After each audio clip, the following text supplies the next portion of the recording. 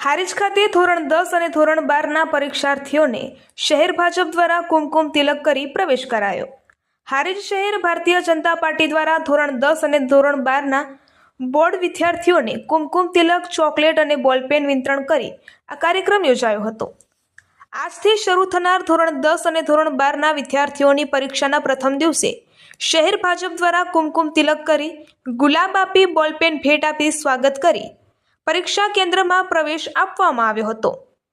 દિલીપજી ઠાકોર, પૂર્વ કેબિનેટ મંત્રી ડોક્ટર દશરથજી ઠાકોર, પૂર્વ જિલ્લા પ્રમુખ રોહિતભાઈ ગૌસ્વામી, પાટણ જિલ્લા ઉપપ્રમુખ ઋષિભાઈ ઠક્કર, હારીજ શહેર પ્રમુખ કલ્પેશભાઈ ઠક્કર, હારીજ વાઘજીભાઈ ચૌધરી, માર્કેટયાર્ડ ચેરમેન પોપટજી ઠાકોર, હિતેન્દ્રસિંહ ચૌહાણ, હારીજ શહેર મહામંત્રી જંતીભાઈ પંચાલ, પ્રમુખ દશરથ પંચાલ તેમજ મહિલા મોરચા તથા હારીજ શહેર ભાજપ કાર્યકર્તાઓ હાજર રહ્યા હતા।